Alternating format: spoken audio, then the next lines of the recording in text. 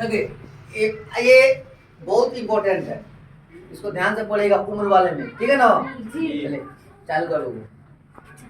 देखिए क्वेश्चन क्या कहता है, क्वेश्चन आपका ये कहता है एक पिता एवं उसके पुत्र की आयु का योगफल 60 वर्ष है। खूब ध्यान से समझिए, एक पिता और उनके पुत्र की आयु का योगफल जो है 60 वर्ष है, ठीक है ना।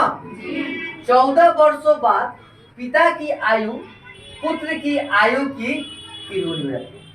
कितने दिनों बाद? 14 वर्षों। 14 वर्षों बाद जो पिता की आयु है ना, उसके पुत्र की आयु की तिगुनी हो जाती है, ठीक है। तो पता है कि दोनों की वर्तमान आयु, ठीक है ना, अभी कितनी है। तो सबसे पहले देखिए, इसमें दोनों की आयु पता नहीं है आपको, तो सबसे पहले क्या करेंगे, दोनों की आयु की हम मानेंगे, ठीक है। तो मान लीजिए यहाँ पर माना कि पिता की वर्तमान आयु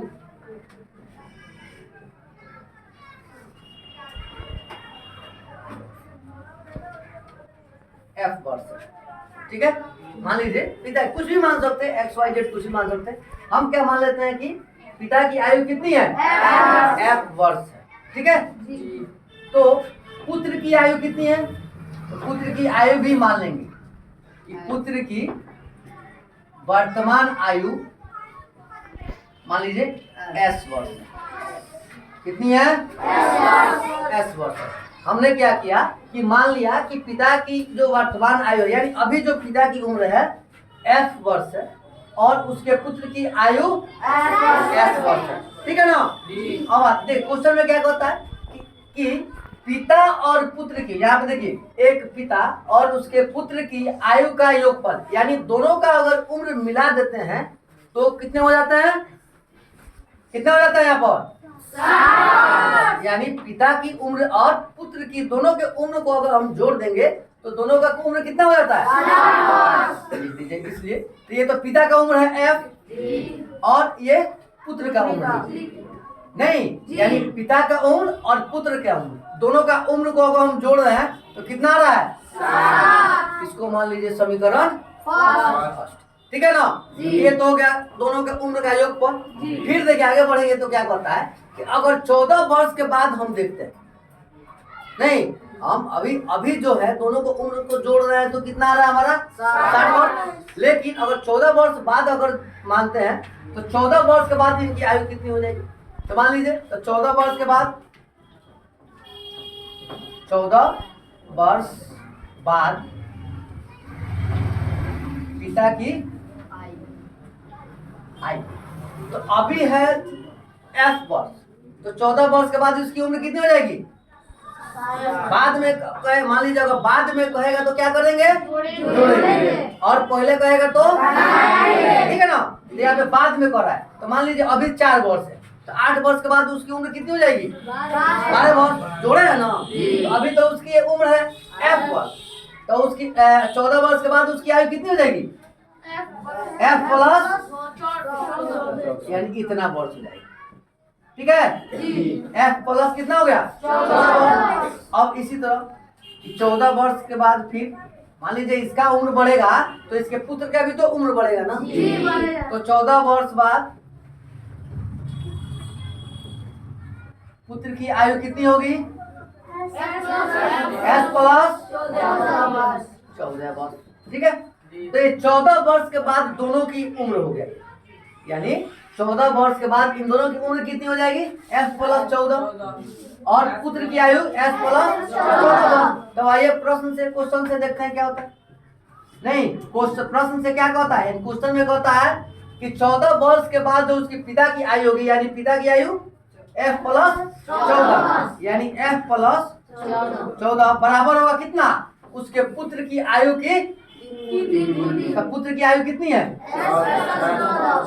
14। तो इसकी कितनी हो जाएगी? F प्लस 14 बराबर ये कितना हो गया? 3S प्लस 14 दिया 42, ठीक है ना। हो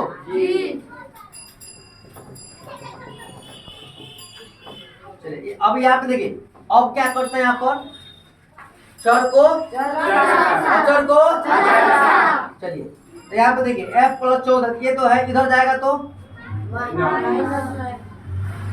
3s प्लस 42 माइनस 40, f बराबर 3s प्लस 14 में से 42 में से 14 घट गया तो 28, ठीक है ना, कोई दिक्कत नहीं यहाँ पर, हाँ वेरी गुड। अब देखिए यहाँ पे एक लाइन और जोड़ देते हैं यहाँ पर, इसको यहाँ पर इस समीकरण को आगे भी बढ़ा सकते हैं। यहाँ पर ये यहाँ पे एस का यहाँ पे क्या है ना एफ, ये प्लस है तो इधर जाके क्या हो जाएगा 60 माइनस एस हो जाएगा ना ये, तो यहाँ पर समीकरण को यहाँ पर लीजिए सेकंड मान, ठीक है, एफ बराबर क्या हो जाए यहाँ पर सेकंड, नहीं तो यहाँ पे समीकरण सेकंड से क्या करेंगे, यहाँ पे एफ का वैल्यू रखेंगे, ठीक है। तो समीकरण सेकंड से एफ का मान लेने पर, ठीक है, लीजिए एफ बराबर, यहाँ एफ बराबर है, एफ का मान कितना है 60 माइनस बराबर 3s, ये 3s है, 5 मत कौन इसमें कौन लीजिएगा प्लस 20, अब ये 60 है तो 60 नहीं 60 को क्या करेंगे इधर ले जाएंगे बराबर के दूसरे तरफ, ये माइनस एस है, ये प्लस इधर आके क्या हो जाएगा नहीं, अब घबरा गया, प्लस 3s है। अब क्योंकि चर को चर के साथ ले जाएंगे, ये माइनस एस है, ये प्लस 3s है, तो यहाँ पे आएगा तो माइनस 3s। अब यहाँ पे ये प्लस 28 है, इस अचर पद को अचर के साथ ले जाएंगे तो प्लस 60 में है, इधर जाएगा तो माइनस 60, ठीक है। चलिए अब इसको यहाँ बना दें, अब 3s कितना हो जाएगा -4s इज इक्वल टू, अब 28 में से माइनस 60 घटेगा क्योंकि माइनस वाला ज्यादा है यहाँ पर, ये कितना हो जाएगा -32 हो जाएगा, माइनस से माइनस ये कितना हो जाएगा 4s is equal to 32, 4 at the 32, इसीलिए s बराबर, ठीक है। अब इस s का क्या करेंगे वैल्यू समीकरण फर्स्ट में रखेंगे, तो समीकरण फर्स्ट में s का मान रखने पर, अब तो s ना आता है और s किसका मान माने थे हम लोग पुत्र की आयु, तो पुत्र की आयु कितना है हमारा 8 वर्ष। अब इस s का वैल्यू हम समीकरण फर्स्ट में रखेंगे, तो चूंकि f प्लस s बराबर कितना है 60 है, तो इसीलिए f प्लस s का वैल्यू कितना है 8 इज इक्वल टू 60, ये प्लस इधर जाकर के 60 माइनस 8 इज इक्वल टू कितना हो गया f बराबर कितना होगा 52 वर्ष, ठीक है। यानी उसके तो यहाँ पे क्या लिखेंगे, अतः पिता की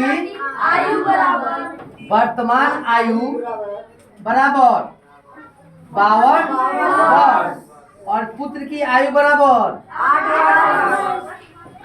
8 वर्ष, यही आपका